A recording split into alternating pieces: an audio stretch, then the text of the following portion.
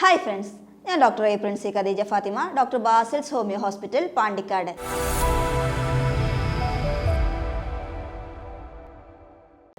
നമ്മൾ കഴിഞ്ഞ കുറച്ച് വീഡിയോസിൽ നമ്മൾ തന്നെ നോക്കിയിട്ടുണ്ടായിരുന്നു ഗ്യാസ് അതെങ്ങനെ ഫോം ചെയ്യുന്നത്, അതല്ലെങ്കിൽ അതിൽ നിന്ന് റിക്കവർ ചെയ്യാൻ നമുക്ക് എന്തൊക്കെ ചെയ്യാം, എന്തൊക്കെ പ്രിക്കോഷൻസ് എടുക്കാമെന്ന്. ഇനിയിപ്പോൾ യൂട്യൂബിലാണെങ്കിലും ഫേസ്ബുക്കിലാണെങ്കിലും അല്ലെങ്കിൽ നിങ്ങൾ ഗൂഗിളിൽ അടിച്ച് നോക്കിയതല്ല, നിങ്ങൾക്ക് ഇഷ്ടം പോലെ മീൻസ് ഗ്യാസിനെ കുറിച്ച് റിലേറ്റഡ് ആയിട്ടുള്ള വീഡിയോസ് ആണെങ്കിലും ഇൻഫർമേഷൻസ് ആണെങ്കിലും അവൈലബിൾ ആണ്. നമ്മൾ തന്നെ 2-3 വീഡിയോസ് ചെയ്തിട്ടുമുണ്ട്. എന്നിട്ട് പോലും പല പേഷ്യൻസും ഇപ്പോൾ വരുമ്പോൾ പലവരും ചോദിക്കുന്നുണ്ട്, ഡോക്ടറെ എന്താണ് ഈ ഹൈപ്പോ അസിഡിറ്റി, എന്താണ് ഈ ഹൈപ്പർ അസിഡിറ്റി? ഓക്കെ, അപ്പോൾ ഇന്നത്തെ വീഡിയോയിൽ നമ്മൾ ഈ ഹൈപ്പോ അസിഡിറ്റി ഹൈപ്പർ അസിഡിറ്റി പറഞ്ഞാൽ എങ്ങനെയാണ് ഇത് ഉണ്ടാവുന്നത്, അതല്ലെങ്കിൽ ഇതെങ്ങനെ തിരിച്ചറിയാം എന്നുള്ളതാണ് നമ്മൾ ഈ വീഡിയോയിലൂടെ ഇന്ന് നമ്മൾ നോക്കാൻ പോകുന്നത്. ഓക്കെ, പലപ്പോഴും പല ആൾക്കാരിലും ഇപ്പോൾ നോർമലി ഇപ്പോൾ ഹൈപ്പോ അസിഡിറ്റി ആണെങ്കിലും ഹൈപ്പർ അസിഡിറ്റി ആണെങ്കിൽ തന്നെ പലപ്പോഴും നമുക്ക് ഉണ്ടാകുന്ന ലക്ഷണങ്ങളൊക്കെ ഏകദേശം ഒരുപോലെ തന്നെ ആയിരിക്കും അല്ലേ. അപ്പോൾ നെഞ്ചരിച്ചില്ല, ഒന്നെങ്കിൽ പുളിച്ച് തീട്ടുക, അതല്ലെങ്കിൽ എന്തെങ്കിലും ഭക്ഷണം കഴിക്കാൻ പറ്റുന്നില്ല, വയറ് വീർത്ത് വരിക, അല്ലെങ്കിൽ അങ്ങനത്തെ സംബന്ധം, അല്ലെങ്കിൽ എന്ത് കഴിച്ചാലും അത് പ്രോപ്പറായിട്ട് ഭയങ്കരമായിട്ട് ഗ്യാസ് ഫോം ചെയ്യുക, അങ്ങനെ പല അസ്വസ്ഥതകളാണ് പറയുന്നത്. പക്ഷെ ഇതിൽ രണ്ടിനും ഏകദേശം ഒരേ ലക്ഷണങ്ങളാണ്. പിന്നെ ഇതെങ്ങനെയൊക്കെയാണ് നമ്മൾ തിരിച്ചറിയുന്നത്? അതിൻ്റെ മുന്നേ നമ്മൾ അപ്പോൾ നമ്മൾ തന്നെ പല ആൾക്കാരെയും കണ്ടിട്ടുണ്ട്, കടല കഴിക്കുക പൂർണ്ണമായി അവോയ്ഡ് ചെയ്ത ആൾക്കാരായിരിക്കും അല്ലേ. അല്ലെങ്കിൽ എന്തെങ്കിലും പ്രോട്ടീന് കൂടുതലായിട്ട് അടങ്ങിയിരിക്കുന്ന ഭക്ഷണങ്ങൾ കഴിക്കുമ്പോൾ എങ്ങനെയാണ് അവർക്ക് ഈ ഗ്യാസ് ഫോം ചെയ്യുന്നത്? അതേപോലെ തന്നെ ചില ആൾക്കാരുണ്ട് സാമ്പാറൊക്കെ തൊട്ടിട്ട് കാലങ്ങളായിട്ടുണ്ടാവും അല്ലേ, കാരണം അതിലുള്ള തോരൻ പരിപ്പ് ഗ്യാസ് ഉണ്ടാക്കും എന്ന് പറഞ്ഞിട്ട് സാമ്പാറേ കൂട്ടില്ല. അങ്ങനെ നമ്മുടെ പരിചയത്തിൽ തന്നെ ഇഷ്ടം പോലെ ആൾക്കാരെ നമുക്ക് കാണാം അല്ലേ. അപ്പോൾ എങ്ങനെയാണ് ഈ പ്രോട്ടീൻ്റെ ഡൈജഷന് അത് ഗ്യാസിലേക്കുമായി മാറുന്നത്, അല്ലെങ്കിൽ എങ്ങനെയാണ് ഇത് നടക്കാതെ വരുന്നത് എന്നുള്ളതൊക്കെയാണ് നമ്മൾ ഈ വീഡിയോയിൽ നോക്കാൻ വന്നത്. അതിൽ പ്രധാനമായിട്ടും പ്രോട്ടീൻ്റെ ഡൈജഷൻ പ്രോപ്പറായി നടക്കാതിരിക്കുന്നതിന് മുന്നേ ഇതിന് 2 കാരണങ്ങളാണ് പ്രധാനമായിട്ട് ഉള്ളത്. അതിൽ തന്നെ മെയിനായിട്ട് എന്ന് പറയുമ്പോൾ നമുക്ക് ഫസ്റ്റ് ഇതിൻ്റെ മെക്കാനിസം അറിഞ്ഞിരിക്കണം. ഇതിൻ്റെ ഡൈജഷൻ എങ്ങനെ നടക്കണമെന്ന് മെക്കാനിസം അറിഞ്ഞിരിക്കുക. ബേസിക്കായിട്ട് പറഞ്ഞാൽ നമ്മൾ കഴിക്കുന്ന ഭക്ഷണം നമ്മൾ ഉരുളയാക്കി നമ്മൾ വായിൽ വെക്കുമ്പോൾ തന്നെ നന്നായിട്ട് അവിടെ ഒരു മെക്കാനിക്കൽ പ്രോസസ്സ് വഴി, അതായത് നമ്മുടെ പല്ല് ഉപയോഗിച്ച് നന്നായി ചവച്ചരച്ചിട്ട് വേണമല്ലോ ഈ ഭക്ഷണം നമ്മൾ മിണുങ്ങാൻ വേണ്ടിയിട്ട് അല്ലെങ്കിൽ വിഴുങ്ങാൻ വേണ്ടിയിട്ട്. സോ അങ്ങനെ വരുന്ന സമയത്ത് നമ്മൾ ചവച്ചരച്ച് ഇത് പേസ്റ്റ് ആക്കുന്ന സമയത്ത് ഇത് ചവച്ചരയ്ക്കുമ്പോൾ നമ്മുടെ വായിലുള്ള സലൈവ അല്ലെങ്കിൽ ഉമിനീര് ഇതുമായിട്ട് മിക്സ് ചെയ്ത് ഒരു പേസ്റ്റ് രൂപേണാവും. നോർമലി നമ്മൾ ഈ സലൈവയിൽ തന്നെ സലൈവറി അമൈലേസ് എന്ന് പറയുന്ന ഒരു എൻസൈം ഉണ്ട്. ഇത് അവിടെ വെച്ച് തന്നെ നമുക്ക് ഈ കാർബോഹൈഡ്രേറ്റിൻ്റെ ബ്രേക്ക് ഡൗണിന് സഹായിക്കുകയാണ്. അതായത് കാർബോഹൈഡ്രേറ്റിൻ്റെ ഡൈജഷൻ ശരിക്കും അവിടെ വെച്ച് തന്നെ നടക്കുകയാണ്. പക്ഷെ പലപ്പോഴും ഇന്ന് എല്ലാവരും ബിസിയാണ് അല്ലേ, നമ്മളെല്ലാവരും ബിസിയാണ്. അപ്പോൾ ആക്ച്വലി ഇതിനൊരു പ്രധാന പങ്ക് വഹിക്കുന്നത് നമ്മൾ പാരൻസ് തന്നെയാണ്. നമ്മുടെ കുട്ടികൾ ഇപ്പോൾ പ്രത്യേകിച്ച് സ്കൂളിൽ പോകുന്ന കുട്ടികളുടെ അടുത്ത് നമ്മൾ രാവിലെ ഭക്ഷണം കഴിക്കാൻ നേരമാകുമ്പോഴത്തേനും സ്കൂളിൽ പോകാൻ ലേറ്റ് ആവുമെന്ന് പറഞ്ഞാൽ നമ്മൾ അവർക്ക് വേഗം കഴിക്കുക പറഞ്ഞ് നമ്മൾ ഇവരെ ഇത് ചവച്ചരയ്ക്കുന്ന ഒരു ടൈം കൂടി നമുക്ക് മാനേജ് ചെയ്യാൻ വേണ്ടിയിട്ട് ഇത് നന്നായിട്ട് ഒന്ന് ഇറങ്ങുന്നതിന് മുന്നേ തന്നെ അടുത്ത ഉരുള നമ്മൾ കൊടുക്കും, അല്ലെങ്കിൽ കുത്തി കയറ്റുക എന്ന് പറയില്ലേ. അങ്ങനെ ഇവർ ഇത് പ്രോപ്പറായിട്ട് ചവച്ചരച്ച് ഭക്ഷണം കഴിക്കുന്ന ഒരു രീതി തന്നെ മറന്ന് അവൻ അഡൾട്ട്ഹുഡിലെത്തുമ്പോൾ ഇത് അതേ ഒരു ഹാബിറ്റായിട്ട് മാറുന്നൊരു ഹാബിറ്റായി മാറിയൊരു തലമുറയാണ് നമുക്ക് കാണാൻ പറ്റുന്നത്. അതൊരു പ്രധാന ഫാക്ടറാണ്. രണ്ടാമത് എന്താണെന്ന് വെച്ച് കഴിഞ്ഞാൽ നമ്മൾ ഇപ്പോൾ അതേപോലെ നമ്മളിപ്പോൾ പറഞ്ഞ പോലെ തന്നെ നമ്മുടെ ഒരു ബിസി ലൈഫിൽ പല ഫാമിലികളിലും നമ്മുടെ ഫാമിലീസ് എല്ലാവർക്കും ഒത്തിരുന്ന് ഒരുമിച്ച് ഇരുന്ന് ഭക്ഷണം കഴിക്കാൻ പറ്റുന്ന സമയം എന്ന് പറയുമ്പോൾ ഭക്ഷണം കഴിക്കുന്ന ഒരു സമയമാണ്. സോ അത് മാക്സിമം യൂട്ടിലൈസ് ചെയ്യുക എന്ന് പറഞ്ഞിട്ട് എല്ലാവരും കൊണ്ട് വന്നിരുന്ന് കൂട്ടം കൂടി കുറേ ചർച്ചകളൊക്കെ ചെയ്ത് അല്ലെങ്കിൽ കുറേ സംസാരമൊക്കെ സംസാരിച്ചിട്ട് ഭക്ഷണം കഴിക്കുന്നത് മാക്സിമം ഒത്തിരിമയൊക്കെ നല്ലതാണ്. പക്ഷേ ഭക്ഷണം കഴിക്കുമ്പോൾ സംസാരിക്കുക എന്നുള്ളത് കുറച്ച് കുറയ്ക്കാം. ഓക്കെ, കാരണം എന്താണെന്ന് വെച്ച് കഴിഞ്ഞാൽ നമ്മൾ ഭക്ഷണം കഴിക്കുന്ന സമയത്ത് സംസാരിച്ചും കൊണ്ട് കഴിക്കുന്ന സമയത്ത് അതിന് ഭക്ഷണത്തോടൊപ്പം തന്നെ എയറും കൂടി നമ്മുടെ കടക്കുകയാണ്, ഉള്ളിലേക്ക് പോവുകയാണ്. അത് ഗ്യാസ് ഫോം ചെയ്യാനൊരു പ്രധാന കാരണമായിട്ട് വരാറുണ്ട്. രണ്ടാമത് എന്താണെന്ന് വെച്ച് കഴിഞ്ഞാൽ പലപ്പോഴും ഒരു ഡേഞ്ചറസ് കണ്ടീഷൻ, അതായത് നമ്മുടെ ഈ അന്നനാളത്തിൽ അല്ലെങ്കിൽ ഈസോഫാഗസിലൂടെ പോകേണ്ട ഭക്ഷണം നേരെ ലങ്സിലേക്ക് ഓപ്പോസിറ്റ് ഡയറക്ഷനിലേക്കും ട്രാവൽ ചെയ്ത് നമ്മൾ സംസാരിക്കുമ്പോൾ മറിച്ച് നമ്മുടെ ശ്വാസകോശത്തിലേക്ക് പോകാനുള്ള ഒരു ടെൻഡൻസിയും ഉണ്ടാവും. ഇതെന്ന് പറഞ്ഞാൽ ഭയങ്കര ഒരു ഡേഞ്ചറസ് ആയിട്ടുള്ള ഒരു കണ്ടീഷൻ തന്നെയാണ്. സോ മാക്സിമം ഭക്ഷണം കഴിക്കുന്ന സമയത്തുള്ള സംസാരം ഒഴിവാക്കുക, നന്നായിട്ട് ചവച്ചരച്ച് കഴിക്കാം. ഓക്കെ, സോ അത് ഒരു ചവച്ചരച്ച് കഴിക്കുന്നത് ഒരു ഹാബിറ്റ് ആക്കിയിട്ട് നമ്മളാണ് നമ്മുടെ കുട്ടികൾക്ക് മീൻസ് ട്രെയിനിങ് കൊടുക്കേണ്ടത്. അതിന് പകരം നമ്മൾ തന്നെ അവരെ ഒരു ഹറി ആക്കി മാറ്റുകയാണ്.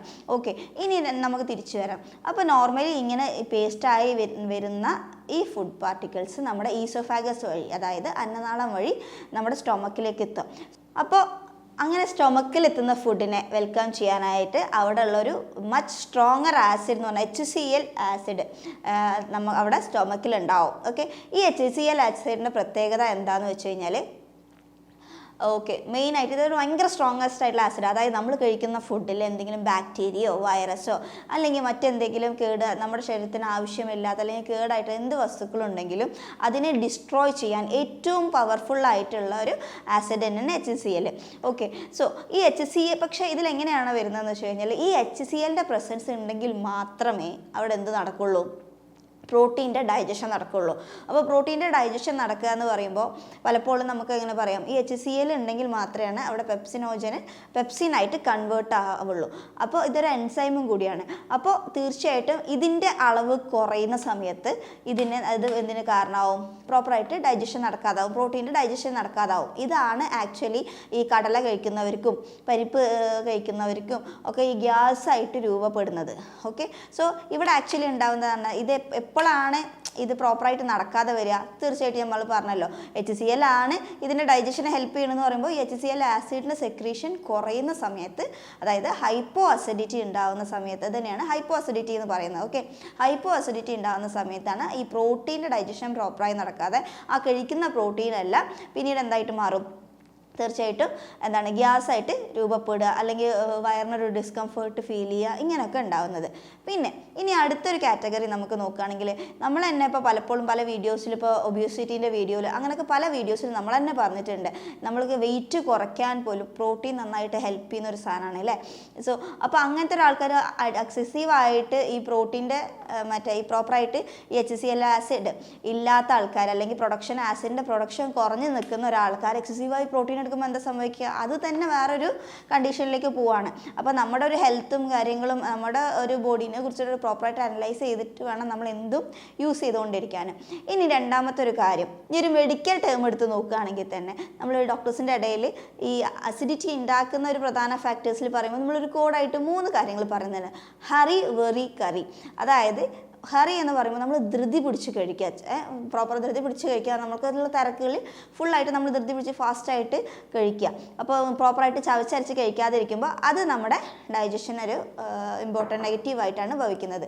രണ്ടാമത്തെ കാര്യം എന്ന് പറയുമ്പോൾ വെറി എന്ന് പറയുമ്പോൾ നമുക്ക് ഉണ്ടാകുന്ന ടെൻഷൻസ്, അല്ലെങ്കിൽ നമ്മൾ ഓവർ എക്സസ് ആയിട്ട് ടെൻഷൻ അടിച്ച് ഫുഡ് കഴിക്കുന്ന സമയത്ത് തീർച്ചയായിട്ടും അത് നമ്മുടെ ബ്രെയിനിലേക്ക് ഒരു നെഗറ്റീവ് ഇമ്പൾസാണ് കൊടുക്കുക. അതായത് ഇപ്പോൾ ഡൈജഷൻ നടക്കേണ്ട, ഇപ്പോൾ നടക്കേണ്ടത് ഇത് ടെൻഷനെ കുറിച്ചുള്ള ഇതായിരിക്കും. അപ്പോൾ തീർച്ചയായിട്ടും ഈ HClൻ്റെ പ്രൊഡക്ഷൻ കുറയും. ഓക്കെ, സോ അങ്ങനെ വരുമ്പോൾ ഈ ദഹനത്തിന് ഇത് ബാധിക്കാൻ തുടങ്ങും. അപ്പോൾ അതാണ് വെറി. അടുത്തതാണ് കറി. കറി എന്ന് പറയുമ്പോൾ ആസ് യൂഷ്വൽ നമ്മുടെ കറി തന്നെയാണ്. അതായത് നമ്മൾ കഴിക്കുന്ന ഫുഡിൽ എന്തൊക്കെ ഇൻഗ്രീഡിയൻസ് ഉണ്ട് എന്നുള്ളത്. നമ്മൾ പഴകിയ ഫുഡ് കഴിക്കുമ്പോൾ, അല്ലെങ്കിൽ കൂടുതലായിട്ട് സ്പൈസസ് കൂടുതലുള്ള ഫുഡ്സൊക്കെ കഴിക്കുമ്പോൾ ഇതും നമ്മുടെ ഫുഡിനെ നെഗറ്റീവായിട്ടാണ് ബാധിക്കുന്നത്.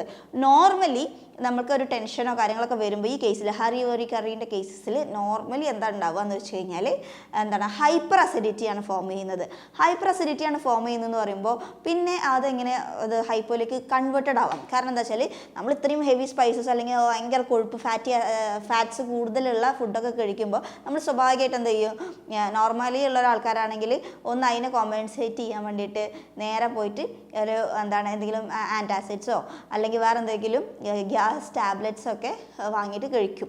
ഇത് പറയുമ്പോൾ ഈ ഹൈപ്പർ അസിഡിറ്റിനെ നേരെ ഇത് ന്യൂട്രലൈസ് ചെയ്യും.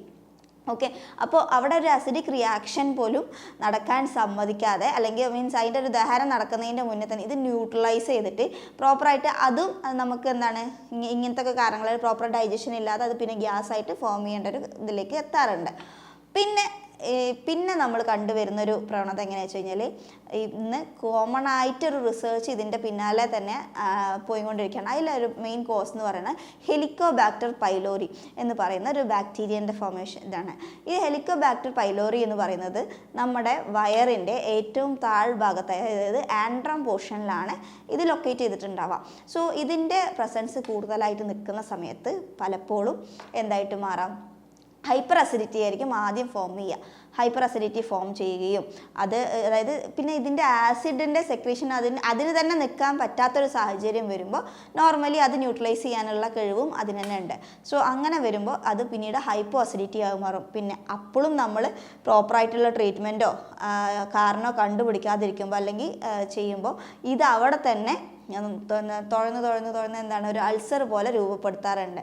ഈവൻ അപ്പോഴും നമ്മൾ ശ്രദ്ധിച്ചിട്ടില്ലെങ്കിൽ ഈവൻ അത് പിന്നീട് പ്രോപ്പറായിട്ട് ട്രീറ്റ്മെൻറ്റോ കാര്യങ്ങളോ ശ്രദ്ധിക്കാതെ പോയി ഈവൻ ക്യാൻസറിലേക്ക് പോലും പോകാൻ പറ്റുന്ന ഒരു അല്ലെങ്കിൽ ആ ഒരു ഇതിലേക്ക് പോലും പോകാൻ പറ്റുന്ന ഒരു കണ്ടീഷനിലേക്ക് എത്തിക്കാറുണ്ട്. അപ്പോൾ നമുക്ക് തന്നെ അറിയാം, ഈ ഹെലിക്കോബാക്ടർ പൈലോറി ആണെങ്കിൽ ഓക്കെ അതിനെ നശിപ്പിക്കാനുള്ള ചില ആൻറ്റിബയോട്ടിക്സ് ആയിട്ട് നമുക്ക് പറയാൻ പറ്റുന്ന നാച്ചുറൽ ആയിട്ടുള്ള ചില സാധനങ്ങളാണ് കുരുമുളക്, അതേപോലെ തന്നെ നമ്മുടെ ഇഞ്ചിയൊക്കെ. ഓക്കെ ഇതൊക്കെ നമുക്ക് ചെയ്യുമ്പോഴത്തേനും അത് നോർമലി തന്നെ നശിച്ചു പോകുന്ന ഒരു തരത്തിലേക്ക് പോകും. ഇനി നമുക്ക് എങ്ങനെയാണ്, നമ്മൾ പറഞ്ഞു ഈ മറ്റേ ഹൈപ്പോ അസിഡിറ്റി ഉണ്ട്, ഹൈപ്പർ അസിഡിറ്റി ഉണ്ട് എന്ന്.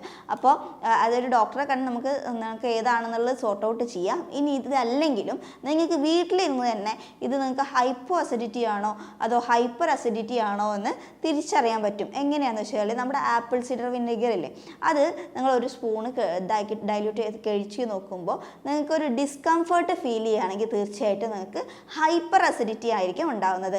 ഇനി നേരെ മറിച്ച് തിരിച്ചും, അതായത് ഇനി നിങ്ങൾക്ക് ഭക്ഷണം കഴിച്ച് നോക്കുമ്പോൾ ഭയങ്കര കംഫർട്ടബിൾ ആണ് ഫീൽ ചെയ്യുന്നതെങ്കിൽ ഉറപ്പായിട്ടും നിങ്ങൾക്ക് ഹൈപ്പോ അസിഡിറ്റി ആയിരിക്കും ഉണ്ടാകുന്നത്. ഓക്കെ അതേപോലെ തന്നെ ഏറ്റവും നല്ല ഒരു സോസാണ് ഹൈപ്പർ അസിഡിറ്റി ആണെങ്കിൽ ഏറ്റവും നല്ലൊരു സോസാണ് നമ്മുടെ അലോവേറ ജ്യൂസ്. അലോവേറ ജ്യൂസ് നിങ്ങൾ രാവിലെ എംപ്റ്റി സ്റ്റൊമക്കിൽ ഒരു ഗ്ലാസ് കുടിക്കുകയാണെങ്കിൽ അത് ഹൈപ്പർ അസിഡിറ്റീൻ്റെ കേസിൽ കൺട്രോൾ ചെയ്യാനും അവിടുത്തെ മ്യൂക്കസ് മെംബ്രെയിനെല്ലാം നല്ല സ്മൂത്തും ചെയ്യാനും കാര്യങ്ങൾക്കൊക്കെ നന്നായിട്ട് ഹെൽപ്പ് ചെയ്യുന്നതാണ്. ഇനി നേരെ മറിച്ച് നിങ്ങൾക്ക് ഹൈപ്പോ ആണെങ്കിൽ നമ്മൾ കുറച്ച് ജിഞ്ചർ ജ്യൂസും ലെമൺ ജ്യൂസും കൂടി മിക്സ് ചെയ്ത് നിങ്ങൾക്ക് കുടിക്കാവുന്നതാണ്.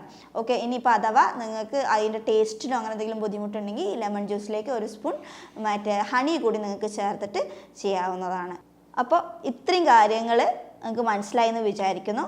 ഓക്കെ ഹോമിയോപ്പതിയിൽ തന്നെ നിങ്ങൾക്ക് വണ്ടർഫുള്ളായിട്ട് ഇത് പ്രോപ്പറായിട്ട് നിങ്ങളുടെ ശരീരപ്രകൃതി ഈ പറഞ്ഞ ലക്ഷണങ്ങളും ഇത് ഏത് കാറ്റഗറിയിലാണ് വരുന്നതെന്നും അതേപോലെ തന്നെ നിങ്ങളുടെ മാനസിക ശാരീരിക ലക്ഷണങ്ങളും എല്ലാം പരിഗണിച്ച് നമുക്ക് വണ്ടർഫുള്ളായിട്ട് യാതൊരുവിധ സൈഡ് എഫക്റ്റും കൂടാതെ തന്നെ നമുക്ക് ട്രീറ്റ്മെൻറ്റ് ചെയ്യാവുന്നതേ ഉള്ളൂ. ഓക്കെ പൂർണ്ണമായും ഇത് നമുക്ക് കറക്റ്റ് ചെയ്ത് കൊണ്ടുവരാവുന്നതേ ഉള്ളൂ.